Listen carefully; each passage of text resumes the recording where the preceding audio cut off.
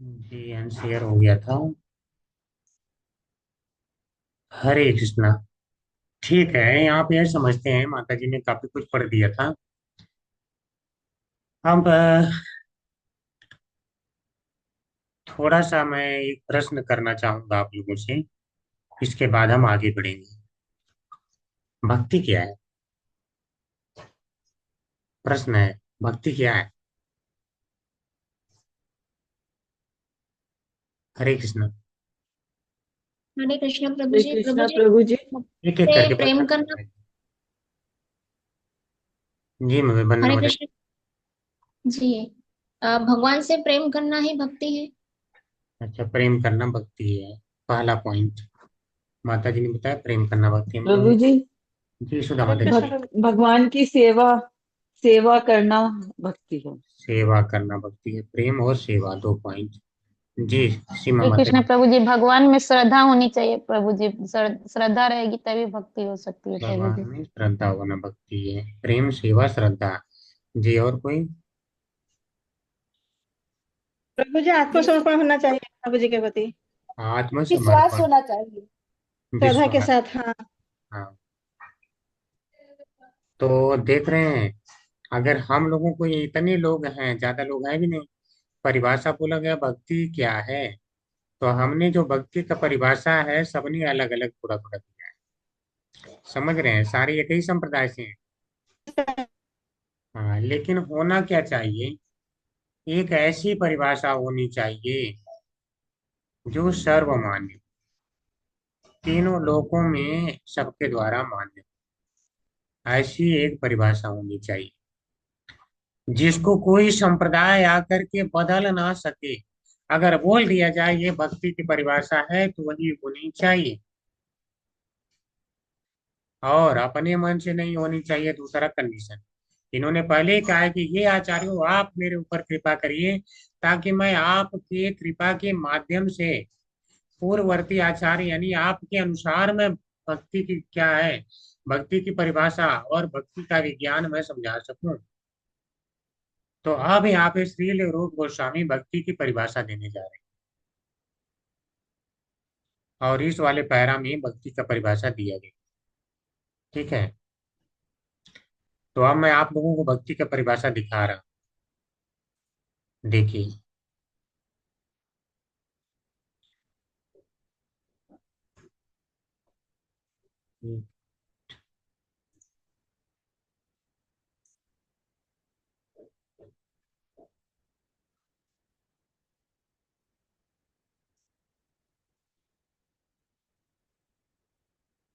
ये शेयर करना पड़ेगा स्क्रीन।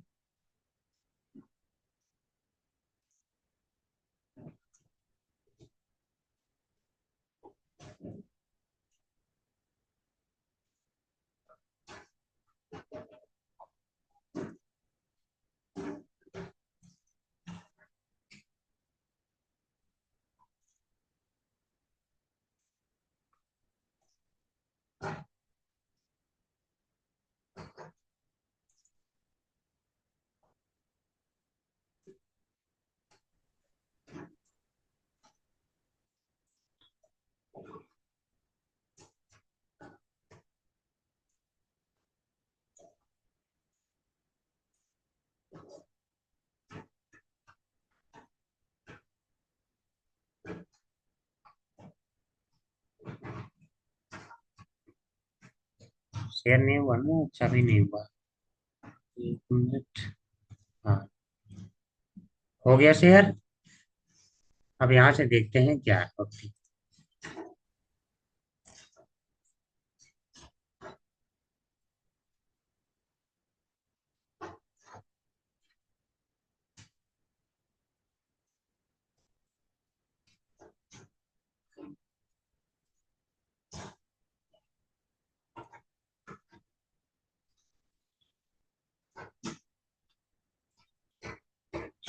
ये है भक्ति की परिभाषा। अन्य अभिलाषिता शून्यम, ज्ञान कर्माद्यानावृतम, आनुकूले कृष्ण अनुशीलनम भक्ति उत्तमा। या एक में मिला के पढ़ेंगे तो अन्य अभिलाषिता शून्यम ज्ञान कर्माद्यनावृतम आनुकूल्ये निकृष्णानुशीलनम भक्तिरुत्तमा। अब देखिए ये क्या है, कह रहे हैं अन्य अभिलाषिता शून्य हो। भक्ति क्या है? अगर कहा जाए भक्ति क्या है या कहा जाए उत्तमा भक्ति क्या है, दोनों एक ही बात है। आपसे समझ जाइए, अगर कहें भक्ति क्या है या कहें उत्तमा भक्ति क्या है, तो उसकी दोनों की बात मतलब अर्थ एक ही होता है। परिभाषा यही बताना है क्या भक्ति, आज के बाद यही परिभाषा बताना। जहां पे भक्ति क्या होगी या उत्तमा भक्ति करें, अन्य अभिलाषिता शून्य हो। अन्य अभिलाषिता यानी आपकी और कोई इच्छा नहीं रहनी चाहिए। तो अन्य शब्द प्रयोग क्या बता रहा है? अभिलाषिता, अगर अन्य को हम हटा दें तो बना क्या, अभिलाषिता शून्यम। यानी अभिलाषा से बिल्कुल जो है क्या, शून्य होना चाहिए। अभिलाषा की वृत्ति से शून्य होना चाहिए, यानी इच्छा करने की वृत्ति से ही शून्य होना चाहिए। तो ये भक्ति नहीं है। ऐसे कुछ तो इच्छाएं होनी चाहिए, भगवान की सेवा की इच्छा होनी चाहिए। भगवान की सेवा की इच्छा होनी चाहिए, यानी भगवान की सेवा की इच्छा के अलावा और कोई भी आपकी अभिलाषाएं नहीं होनी चाहिए। कहने का भाव ये है। ठीक है। और ज्ञान कर्मादि अनावृत, ज्ञान कर्मादि के द्वारा अनावृत हो जाए। ऐसा ना हो कि भक्ति को ज्ञान के द्वारा ढक दीजिए। इसकी व्याख्या की गई है, मैं थोड़ी बहुत व्याख्या बताऊंगा ताकि आपको कुछ समझ में आ सके। ज्ञान का जैसे अर्थ है कि आप मान लो कि ब्रह्मानुसंधान रूप ज्ञान कर रहे हैं, करें कि ईश्वर निर्विशेष है, तो उसके द्वारा क्या है, आप इसको भक्ति को ढक रहे हैं। तो भक्ति जो है इसके द्वारा ढकनी नहीं चाहिए। या भक्ति इसलिए भी नहीं करनी चाहिए कि मुझे ज्ञान प्राप्त हो जाए। तो आप कहेंगे प्रभु जी जब इसमें ज्ञान से आवृत नहीं होनी चाहिए, तो जो आप बता रहे हैं भक्ति के बारे में, अभी तो ज्ञान है जो हम 1 घंटे क्लास कर रहे हैं। तो ज्ञान का अर्थ यहाँ पे जो भक्ति के लिए, भक्ति को बढ़ाने वाले ज्ञान है, उनको नहीं कहा गया है। ज्ञान का अर्थ है निर्विशेष ब्रह्म का ज्ञान, या सांख्य योग का ज्ञान। इस तरह का ज्ञान की बात यहाँ पे कही गई है, उससे अनावृत होना चाहिए, उससे भक्ति को ढकना नहीं है। कर्म, कर्म का अर्थ क्या है, कर्म कांड। कर्म कांड से भी भक्ति को ढकना नहीं है। अरे अब तो सूर्य ग्रहण आ गया, अगर सूर्य ग्रहण आ गया, मैं तो आज जो है सूर्य ग्रहण के नियम पालन नहीं करेंगे, तब तो जो है मेरी जो है ना भक्ति नहीं बढ़ेगी, मेरा बड़ा नुकसान हो जाएगा। यह कर्म कांड में आप कहें अच्छा हमने तो पितरों को पानी नहीं दिया, अब तो हमारा बड़ा कल्याण कैसे होगा। यानी नित्य और नैमित्तिक कर्म जो कर्म यानी कर्मकांड है, अगर आप कर्मकांड को सोच रहे हैं करूंगा तब मेरी भक्ति बढ़ेगी, इसका मतलब आपने भक्ति की महत्ता को जाना ही नहीं। भक्ति इतनी श्रेष्ठ है कि किसी कर्मकांड और ज्ञान कांड की अपेक्षा नहीं करती। भगवान ने अर्जुन को कहा, उसने क्या बोला था कि घर में कोई पितरों को पानी देने वाला नहीं रह जाएगा। तो भगवान ने क्या कहा, कोई दिक्कत नहीं है, यानी जो भक्ति करता है, यानी मेरी बात मानता है, तो उसको सारे सब पापों से मैं मुक्त करता हूँ। ठीक है। यानी जो मेरी शरण ग्रहण करता है, सर्वधर्मान परित्यज्य माम एकम शरणम व्रज अहम त्वाम सर्व पापोभ्यो मोक्षयिष्यामि मा शुचः। उन्होंने कहा माँ शुचः, यानी चिंता ही मत करो कि तुम्हें कुछ पाप लग जाएगा जो अन्य धर्म छोड़ रहे हो, केवल मेरे भक्ति रूपी धर्म में तुम प्रवृत्त हो जाओ। ये है भक्ति की महत्ता, यह किसी की अपेक्षा नहीं करती। आपको कोई कर्मकांड करने की आवश्यकता नहीं रह जाती है, बिल्कुल सब त्याग सकते हैं। बहुत बड़ी टीका है, मगर टीका बताऊंगा तो बहुत लंबा समय जाएगा। कोशिश करता हूँ मुख्य मुख्य पॉइंट कवर करने का। आनुकूलेन कृष्ण अनुशीलनम। अच्छा, आदि में और भी बहुत सी चीजें आ जाती हैं, जैसे योग आदि है, अष्टांग योग हो गया, सांख्य योग हो गया, उससे भी अनावृत होनी चाहिए। ये नहीं कि मैं तो यहाँ योग करूंगा तब जाके मेरी भक्ति बढ़ेगी। योग करो, अपने माइंड को, चित्त को एकाग्र करो, तब जाके हम भक्ति कर पाएंगे। अगर आप डायरेक्ट कृष्ण में मन लगाते हैं तो आपको किसी योग आदि की अपेक्षा नहीं रह जाती है। भक्ति स्वयं में स्वतंत्र है, किसी पे निर्भर नहीं करती है। इतनी भक्ति की महत्ता है। और कैसी होनी चाहिए, इसमें कह रहे हैं कृष्ण अनुशीलनम। अनुशीलन का अर्थ होता है चेष्टा करना। भक्ति में देखिए चेष्टा है, मन के द्वारा, कर्म के द्वारा, शरीर के द्वारा। ठीक है, ये जो है क्या है, चेष्टा होती है। मेरी वाणी से भी होती है, शरीर से भी होती है, और मन से भी। ये सारी जो चेष्टाएं करनी पड़ती हैं, जैसे आप पूजा पाठ करने जाते हैं, चेष्टा करते ही हैं। तो आप कहेंगे कर्म बोला था कि कर्म से अनावृत, यानी कर्म कांड है, तो यहाँ कर्म कांड को मना किया गया है। जो भक्ति बढ़ाने वाले कर्म है उनको मना नहीं किया है। तो अनुशीलन का अर्थ है चेष्टा करना है, यानी भक्ति में चेष्टा होती है। चेष्टा करना पड़ता है कि माला करना है, तब जाके होता है।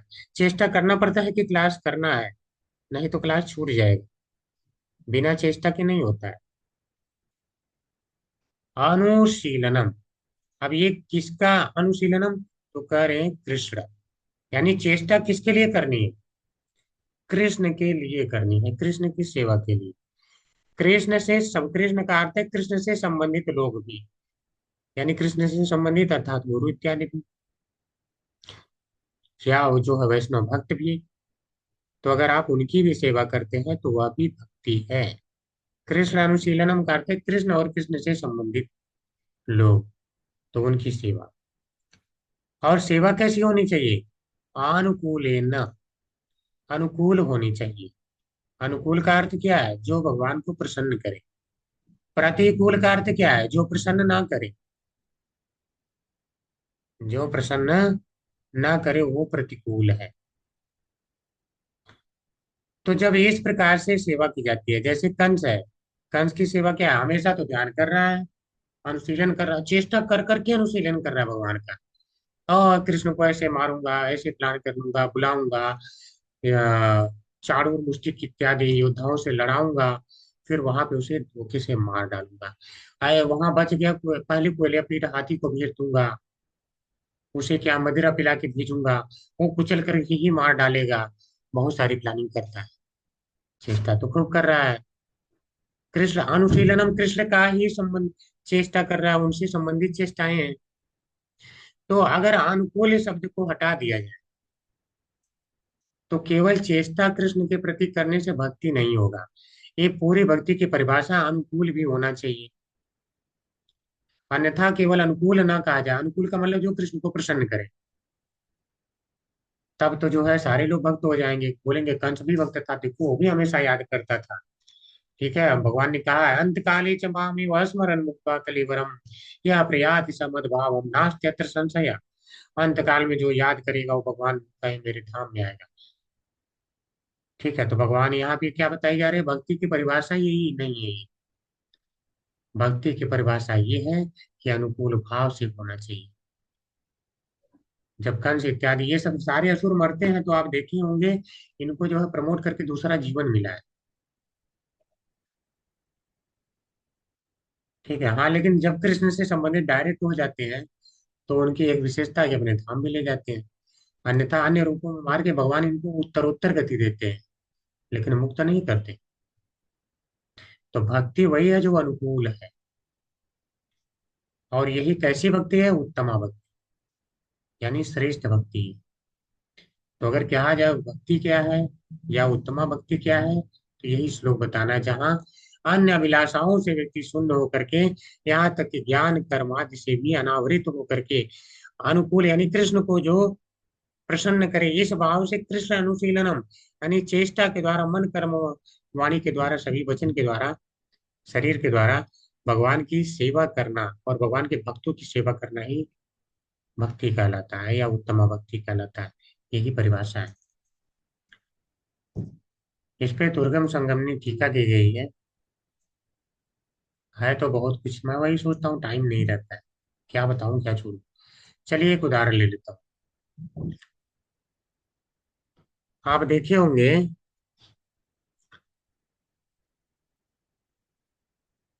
जैसे, अच्छा, योद्धाओं का आपने भागवतम पढ़ा है, जहाँ पे जब योद्धा एक दूसरे से लड़ाई करते हैं तो उस समय एक योद्धा दूसरे योद्धा को मारता है, और अगर नियम के अनुसार मारता है, नियम भंग करके नहीं मारता है, तो आप देखेंगे कि उस अगर वो उससे श्रेष्ठ योद्धा निकला तो वो उसकी बड़ाई भी करता, वाह क्या तुमने युद्ध किया है। यानी उस योद्धा को प्रसन्न करता है यह युद्ध। इसी प्रकार से जब असुर जाते हैं भगवान कृष्ण से या विष्णु जी से युद्ध करते हैं, तो अगर ये अच्छे योद्धा होते हैं तो भगवान बड़ी प्रसन्न होते हैं कि नियम पूर्वक रह के देखो कैसे वार कर रहा है अच्छा योद्धा। तो वहां पे देखो, अनुशीलन भी उन्हीं का कर रहा है भगवान का, चेष्टा के द्वारा स्मरण भी कर रहा है और भगवान प्रसन्न भी हो रहे हैं। तो क्या यह भक्ति है?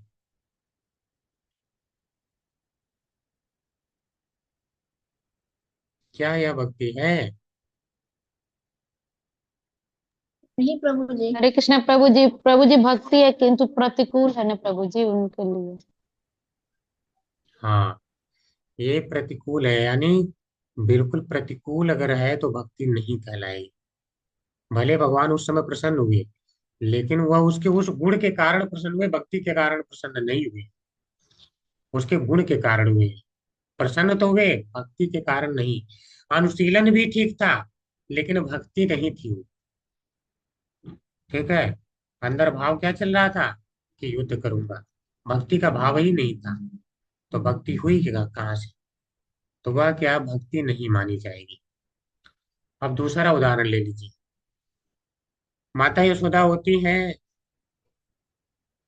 जिस समय भगवान को गोद में लेके स्तनपान करा रही होती हैं, उस समय जो है दूध उबलने लगता है, और माता छोड़ करके चली जाती हैं दूध को बचाने, कृष्ण को फेंक करके एक साइड में।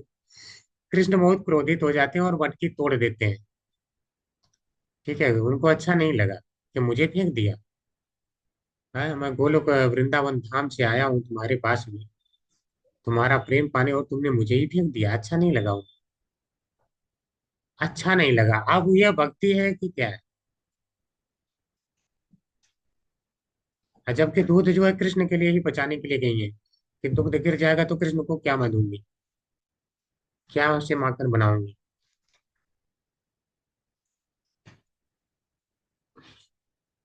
हरे कृष्ण प्रभु जी। प्रभु जी ये तो वात्सल्य प्रेम हो गया ना प्रभु जी। भक्ति है लेकिन वो तो वात्सल्य मैंने हो गया ना।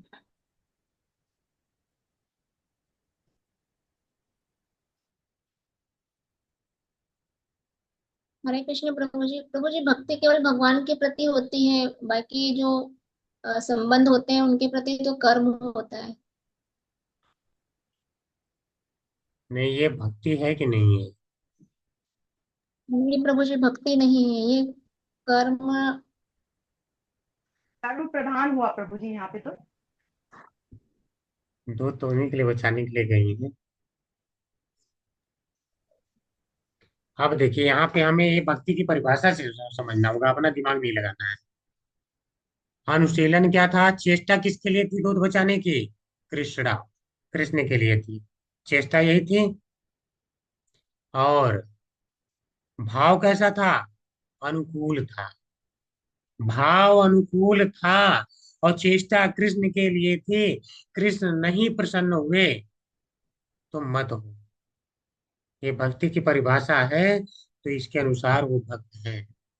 ठीक है, भक्ति इतनी जो है ना छोटी नहीं है, इसमें कि जो भक्त है वही निकल जाए कि हरे कृष्ण प्रसन्न नहीं हुए।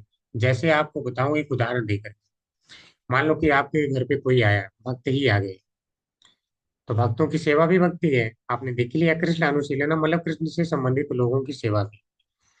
ठीक है, यानी गुरु इत्यादि की सेवा भी भक्ति है।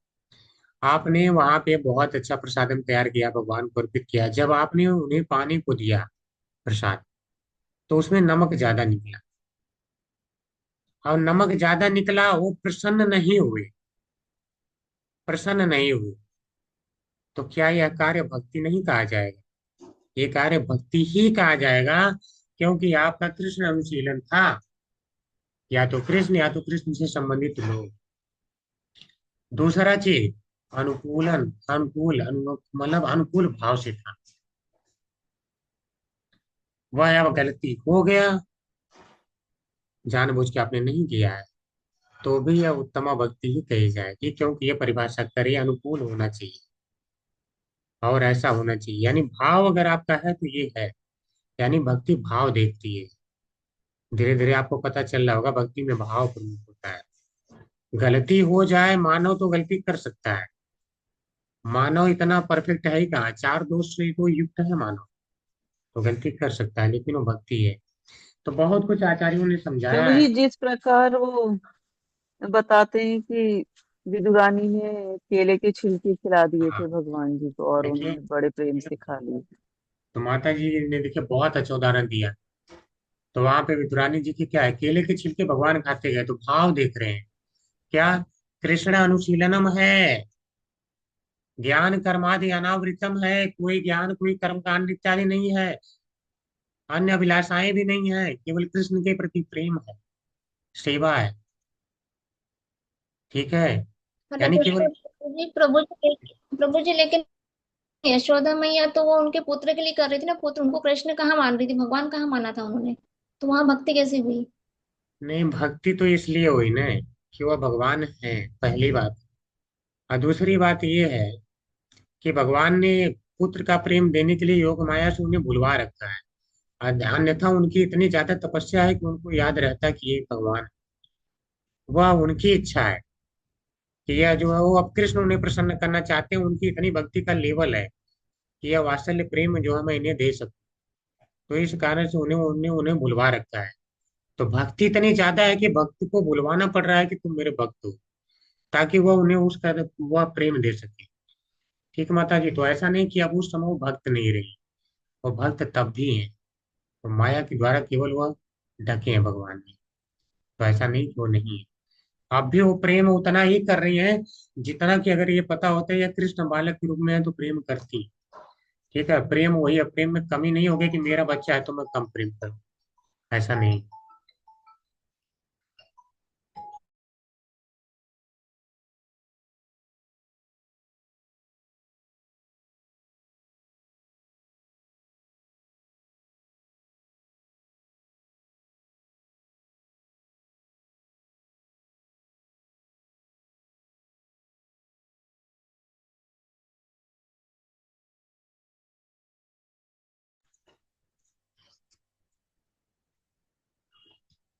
जी माता जी, हो गया, क्लियर हो गया। जी प्रभु जी। देखिए बहुत कुछ आचार्यों ने बताया है, अगर पूरा एक्सप्लेन करूंगा तो आपको बहुत ज्यादा आनंद आएगा, बहुत कुछ सीखने को भी है। टाइम मिला तो कर दूंगा बाद में, ठीक है। आज यहीं पे हम जो है इसको रोकेंगे, अभी कुछ पूछना भी है आप लोगों से, तो ये है अन्य हरे अभिलाषिता। कृष्णा प्रभु जी, जी माता जी, जी। अनावृत का मतलब हुआ ढका हुआ। हाँ हाँ हाँ हाँ, मतलब कि आवृत का मतलब ढका हुआ, अनावृत का मतलब ढका हुआ नहीं होना चाहिए, यानी ज्ञान अच्छा। कर्म आदि से ढका हुआ नहीं होना चाहिए। अच्छा, थोड़ा सा पढ़ ही देता हूँ, आपको बहुत ज्यादा डाउट लग रहा है। उत्तमा भक्ति का लक्षण करते हुए ग्रंथ का आरंभ कर रहे हैं। अब वही श्लोक बताए हैं, क्या है उत्तमा भक्ति। भक्ति भिन्न, अन्य अभिलाषिता शून्य, ज्ञान कर्म के द्वारा अनावृत, अनुकूल से कृष्णा अनुशीलन करना ही उत्तमा भक्ति है, ये मैंने बता दिया है। अनुशीलनम का अर्थ जानिए। जैसे कोई क्रिया केवल उसके मूल धातु के अर्थ से ही समझी जाती है, उसी प्रकार अनुशीलन शब्द को भी उसके धातु के अर्थ के माध्यम से ही समझना चाहिए। तो अनुशीलन शब्द बना है शील शब्द से। ठीक है, जैसे अगर मैं कहूँ गम है, गम का अर्थ क्या हो जाता है, जाना, तो उससे बना है फिर गच्छति, गच्छता, गच्छन्ति करके आता है सारा। तो अगर गच्छन्ति कहें तो क्या आप समझ जाते हैं, जाना। ठीक है, गच्छ कहें तो क्या क्या हो आ, या जो भी मतलब कहें, गच्छसी कहें तो क्या आप समझ जाते हैं, जाना। तो जो मूल धातु है उसी से पता चलता है कि इसका अर्थ क्या है। तो अनुशीलन का वास्तव में अर्थ जानना है तो सबसे पहले शील का अर्थ जानना होगा, जिससे अनुशीलन बना है। तो कह रहे हैं कि शील धातु का अर्थ दो प्रकार का होता है। पहला होता है प्रवृत्ति आत्मक, दूसरा होता है निवृत्ति आत्मक। प्रावृत्ति आत्मक क्या है? अर्थात क्रिया का भाव। प्रवृत्ति माने प्रवृत्त होना, कार्य होना। प्रवृत्ति और निवृत्ति आपने पढ़ा है, डूज एंड डोंट्स, क्या करनी चाहिए क्या नहीं करनी चाहिए, ठीक है, भगवत गीता में। यानी क्रिया का भाव, जैसे पूजन करना, अभ्यास करना, सेवा करना, इसका मतलब है चेष्टा करना। क्या है? पूजा करना, अभ्यास करना, सेवा करना, सब चेष्टा करना है। तो ये भाव हो जाता है।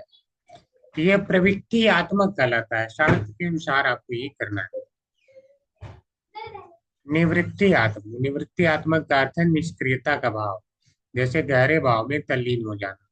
तो भगवान का जो है आप ध्यान कर रहे हैं मान लो, तो यहाँ पे कोई चेष्टा नहीं करनी पड़ती है। ये भाव भक्ति का लक्षण है। जब भाव भक्ति में व्यक्ति जाता है तो स्वतः ही कार्य होने लगता है, भगवान की सेवा होने लगती है। स्वतः मन में भगवान चलते ही चलते रहते हैं। जैसे आचार्यों को बोलते हैं नित्य लीला प्रविष्ट, उनके हृदय में लीला चलती ही रहती है। अभी हमें बुद्धि सोचना पड़ रहा है, हाँ चलती है। हमें चेष्टा करना पड़ता है, माला करने के लिए चेष्टा करना पड़ता है, तब जाकर के किसी तरह भगवान पे ध्यान जाता है। आचार्यों के मन में हमेशा कृष्ण ही चलते रहते हैं। ठीक है, तो निवृत्ति आत्मक है, यानी बिल्कुल निष्क्रियता का भाव, यानी बाहर क्रिया तो नहीं हो रही है, दिख रहा है, लेकिन सारी जो है क्रियाएं हो रही है, भक्ति की क्रिया चल रही है। यानी गहने भाव में तल्लीन हो जाना, भाव भक्ति और प्रेमा भक्ति का ही लक्षण है। तो इसको कहते हैं निवृत्ति आत्मक। और निवृत्ति आत्मक का और अर्थ है जो नहीं करना चाहिए, शास्त्र में बताया गया है तो उसे नहीं करना है, ये भी है। नहीं करना है तो आप क्या हो गए? निष्क्रियता आ ही गई। तो शील का दो हो गया अर्थ, प्रवृत्ति आत्मक, निवृत्ति आत्मक। प्रवृत्ति का अर्थ है चेष्टाएं करना पड़ता है, निवृत्ति का अर्थ है निष्क्रियता का भाव, यानी कोई उस समय चेष्टा नहीं होगी, स्वतः ही व्यक्ति भगवान की भक्ति में लग जाएगा। ठीक है, इस प्रकार अनुशीलन। अब अनुशीलन का अर्थ समझिए। अनुशीलन या निरंतर सेवा। अनुशीलन का अर्थ है निरंतर सेवा, यानी कृष्ण की निरंतर सेवा चलनी चाहिए। शील का तो अर्थ आपने देख लिया, पूजा करना, अभ्यास करना, ये सब करना है, लेकिन कैसे करना है? तो कह रहे हैं अनु, यानी हमेशा करना है, निरंतर करना है। अनु का एक अर्थ और होता है, जो आचार्यों ने मार्ग बताया है उसके अनुसार करना है, आचार्यों के पथ पे चल के करना है। इसकी भी आगे व्याख्या की जाएगी। देख रहे हैं कितना अच्छा अर्थ है। अब सक्रियता, यानी निवृत्ति को क्या कहा? आवृत्ति नहीं नहीं, प्रवृत्ति को क्या कहा गया? सक्रियता, यानी चेष्टा रूप। तो प्रवृत्ति ही चेष्टा रूप है, यानी सक्रिय रूप यानी चेष्टा रूप, जो शरीर, वाणी या मन के द्वारा होती है। और भावात्मक रूप है, यानी भाव रूप, जो प्रेम, प्रीति और विषाद जैसे मानसिक भावों से युक्त होता है। तो यहाँ पे प्रवृत्ति को क्या कहते हैं? चेष्टा या सक्रिय रूप भी कहते हैं। निवृत्ति को भाव रूप भी कहा जाता है, जहाँ पे चेष्टाएं नहीं है। भाव में और क्या है? अलग से चेष्टा नहीं करना पड़ता, भगवान के प्रति क्या करें? प्रेम यानी प्रीति हो ही जाती है। और दूसरा, जहाँ प्रीति होती है वहां जैसे ही मान लो गोपियों से भगवान कृष्ण दूर जा रहे हैं तो उन्हें विरह होता है, तो ये यानी विषाद भी ऑटोमेटिक हो जाता है, अलग से करने की आवश्यकता नहीं पड़ती। और दोनों में ही कृष्ण का चिंतन रहता है। और कैसे रहता है? तो करें अनु, यानी निरंतर रहता है। स्पष्ट है यहाँ तक?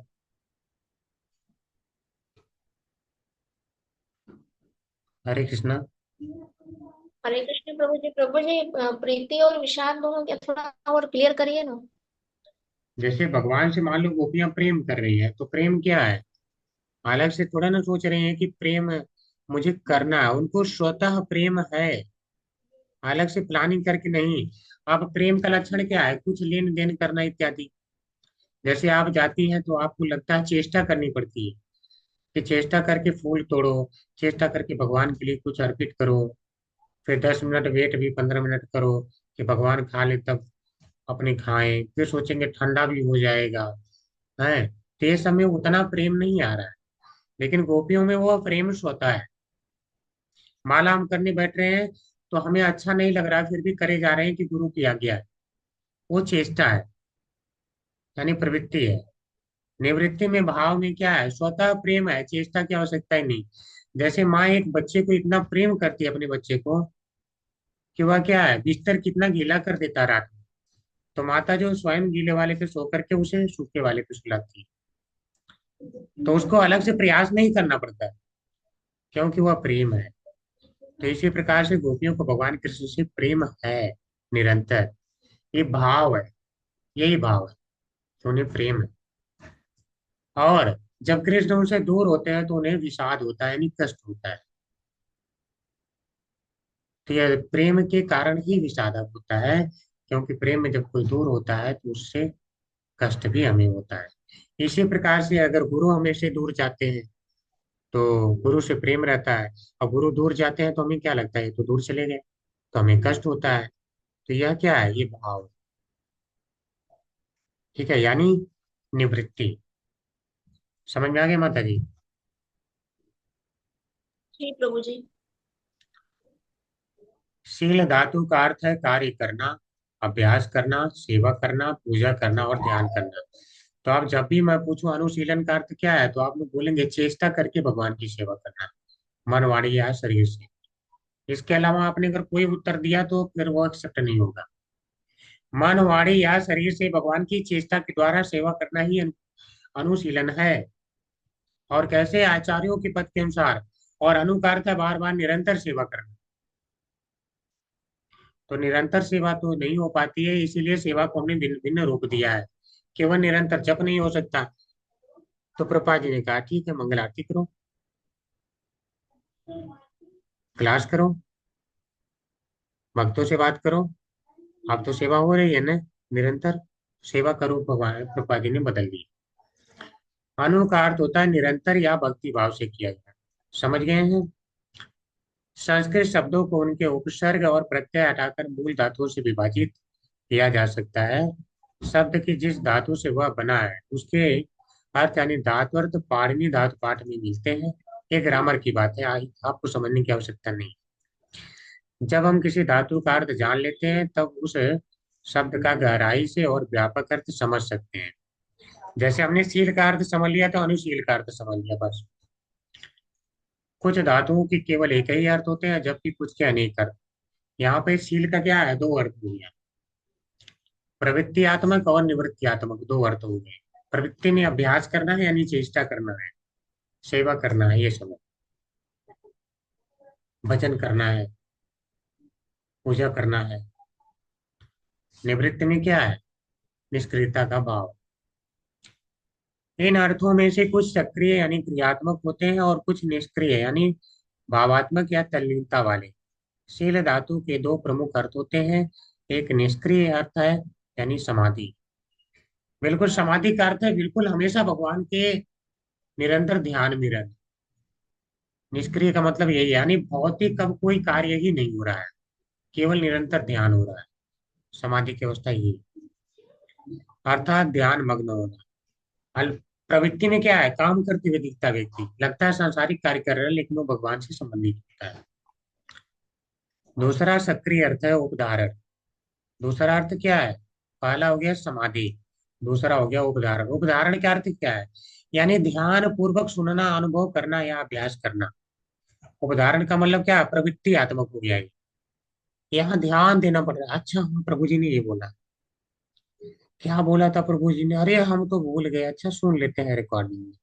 यहाँ ध्यान देना पड़ रहा है, चेष्टा करना पड़ रहा है, अनुभव करना या अभ्यास बार बार करना, ये जो है तब जाके उपधारण कहलाता है।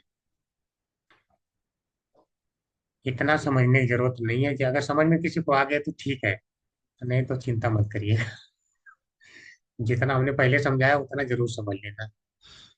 सचेत रूप से मन का प्रयोग करके ध्यान करना या चेष्टा रूप अनुशीलन में आता है। अनुशीलन क्या है, जिसमें चेष्टा की जाती है, यानी मन हमारा सचेत रहता है। ऐसा नहीं कि अरे मन कहीं और लगा है और हम यहाँ पूजा किए जा रहे हैं, मन सचेत है। जैसे क्लास में पूछा तो बता सके। अभी जैसे मैं पूछता हूँ, अनुशीलन का क्या अर्थ है? हरे कृष्ण, कोई बताएगा? हरे कृष्ण प्रभु जी। प्रभु जी, मन वाणी और कर्म के द्वारा निरंतर कृष्ण की सेवा करना। हाँ, चेष्टा करके सेवा करना, ठीक है। चेष्टा जी प्रभु। करके सेवा करना जी। मन है, वाणी है, शरीर है, तीनों के द्वारा, ठीक है, चेष्टा करते हुए निरंतर सेवा। और अनु का अर्थ क्या क्या है? निरंतर और भक्ति है, और आचार्यों के पथ पे चलते हुए करना, ठीक है। ये तीन अर्थ होते हैं वास्तव में। तो ये आपने सुना तो बता दिया। लेकिन मन की भावनात्मक अवस्थाएं, जब व्यक्ति भाव में होता है, तो भाव दो तरह का होता है। एक अस्थाई होता है, जैसे विषाद आदि व्यभिचारी भाव, या अस्थाई भाव जैसे प्रीति व रति आदि अस्थाई भाव, वे भाव रूप मानी जाती है। बहुत सुंदर है। इसमें कह रहे हैं कि जैसे व्यभिचारी का मतलब हो गया जो कुछ समय के लिए आते हैं। जैसे प्रीति तो भगवान से हमेशा है गोपी, लेकिन क्या विरह या विषाद हमेशा है? हमेशा नहीं है। ये कभी कभी आता है, तो इसको व्यभिचारी भाव बोलते हैं। लेकिन ये भी भाव में ही आता है, यानी भाव भक्ति के अंतर्गत ही आता है। जैसे माता जी हैं, भगवान को बांधती हैं तो बोलते हैं कि क्यों नहीं पेट इनका बंध रहा है, ठीक है। तो उनका वात्सल्य प्रेम तो किस में आ जाएगा? भाव भक्ति में। लेकिन साथ में जो आश्चर्य उस समय हुआ वह भी किस में आ जाएगा? भाव में आ जाएगा। व्यभिचारी यानी कुछ समय के लिए है केवल, तो भी उसी में आ जाएगा। वे भाव रूप माने जाते हैं, चाहे अस्थाई हो चाहे अस्थाई हो, भाव ही माने जाते हैं। यह भाव रूप अनुशीलन भाव और प्रेम की प्राप्ति पर होता है। भाव में तो व्यक्ति तभी आता है जब भाव प्राप्त हो जाए, या प्रेम भगवान का प्राप्त हो जाए। उसके पहले क्या करना है? प्रवृत्तियात्मक यानी चेष्टाएं करनी पड़ती है। साधना भक्ति, साधन करना पड़ता है, ठीक है। यानी साधन भक्ति आपको भाव तक पहुंचाएगी। कहने का भाव ये है। इस प्रकार साधना भक्ति, अच्छा नाम भी आ गया, कि क्रियाएं चेष्टा रूप अनुशीलन के अंतर्गत आती है। तो साधना भक्ति में चेष्टा करना पड़ता है। जान ही गए आप लोग, साधन का प्रयोग करना होता है। माला जाप करना है, फूल अर्पित करेंगे तब ध्यान आएगा, अच्छा कृष्ण के चरणों में अर्पित कर रहा हूँ, ये सब भाव आएगा, ठीक है, तब आएगा। यानी साधन के द्वारा भाव की तरफ, भाव और प्रेम की अवस्था में चेष्टा रूप अनुशीलन अनुभावों के रूप में प्रकट होता है। यानी भाव में क्या होता है? जब हम चेष्टा करते रहते हैं, ठीक है, तो धीरे धीरे भगवान से प्रेम हो जाता है, जिसको हम क्या कहते हैं? रागानुगा भक्ति, ठीक है। बाद में आएगा, सारा व्याख्या में विस्तार से बताया जाएगा, चिंता नहीं करना है। तो पहले हम प्रयास करते हैं जिसको साधन भक्ति कहते हैं, और बाद में जो है यानी वैधि भक्ति कहते हैं, विधि विधान का पालन। तो साधन भक्ति दो प्रकार की होती है, वैधि भक्ति और रागानुगा भक्ति, जिसमें विधि विधान का बहुत ज्यादा पालन किया जाता है, तो वो वैधि भक्ति है। और फिर वही जब भगवान से विधान का पालन करते करते प्रेम हो जाता है, तो उसे कहते हैं राग हो गया, यानी रागानुगा भक्ति। अनुभाव। हरे कृष्णा प्रभु जी। हरे कृष्णा जी माता जी। हाँ, ये जो ऊपर अभी अभी था ना, अनुभवों का। जी, हाँ, अनुभवों के रूप में प्रकट होना, ये अनुभाव समझ का में अर्थ नहीं भाव ही है, आया। भाव अच्छा। ही है। यानी कि जो आप चेष्टा करते रहते हैं, वैधि भक्ति का अनुसरण करते रहते हैं, वही धीरे धीरे, जैसे मैं आपको बताऊं, एक बच्चा होता, पहले